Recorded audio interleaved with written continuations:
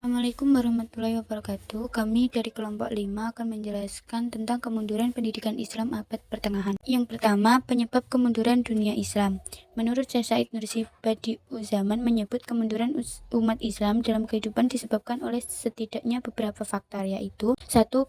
Ketika kaum muslimin tidak mau berjuang lagi. Yang kedua, kerusakan akhlak sudah melanda dan kejujuran dalam kehidupan sosial politik hilang. Yang ketiga, kemunduran umat Islam juga disebabkan tirani yang tersebar luas sebagaimana mewabahnya penyakit menular dan lebih memprioritaskan kemaslahatan individu atas kemaslahatan umum.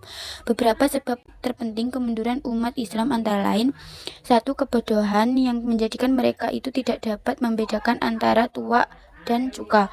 Yang kedua, kekurangan pengetahuan. Yang ketiga, kerusakan budi pekerti, hilangnya perangai yang selalu diperintahkan oleh Al-Quran. Yang keempat, kebejatan moral dan kerusakan budi para pemimpin. Moral adalah sesuatu yang tidak terlihat. Yang kelima, sifat penakut dan pengecut. Kedua, kemunduran pendidikan Islam pasca kejatuhan Baghdad dan Cordova. 1. Pasca kejatuhan Baghdad. Penyebab utama dari mundurnya dunia pendidikan Islam ditandai dengan runtuhnya Baghdad selaku ibu kota Daulah Abbasiyah ke tangan bangsa Mongol. Hal itu pun menyebabkan seluruh dunia Islam juga mengalami kemunduran, karena Baghdad pada saat itu berfungsi sebagai kiblat bagi perkembangan ilmu pengetahuan.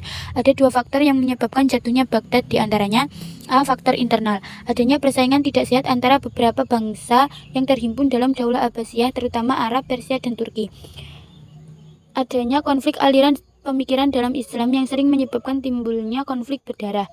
Munculnya dinasti-dinasti kecil yang memerdekakan diri dari kekuasaan pusat di Baghdad. Kemerosotan ekonomi. B.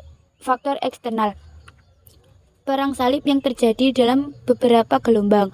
Hadirnya tentara Mongol di bawah pimpinan Hulagu Khan. Kebebasan dakwah satu persatu surut dan sirna.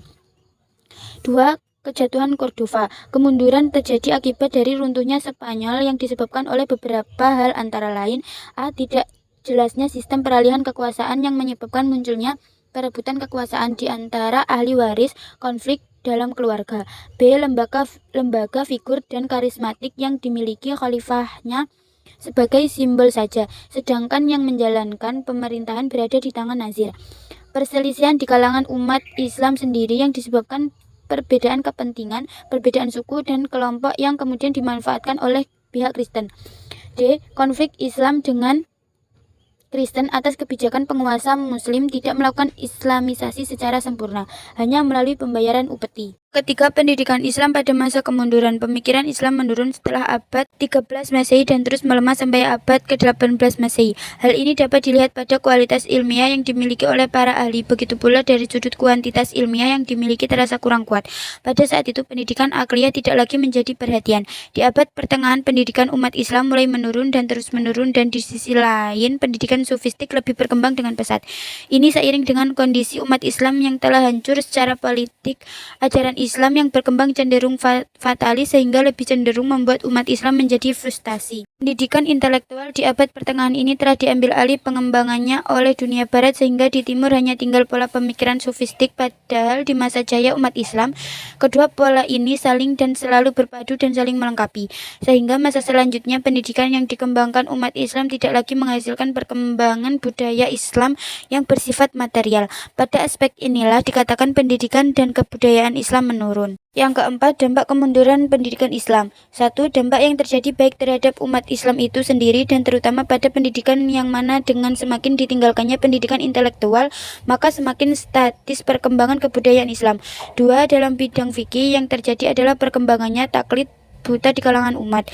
3. Kemunduran dan kemerosotan mutu pendidikan dan pengajaran juga nampak jelas pada sangat sedikitnya materi kurikulum dan mata pelajaran, serta menyempitnya bidang-bidang ilmu pengetahuan umum di madrasah-madrasah. Cukup sekian presentasi dari kami. Apabila ada kurang lebihnya kami mohon maaf. Akhiran, wassalamualaikum warahmatullahi wabarakatuh.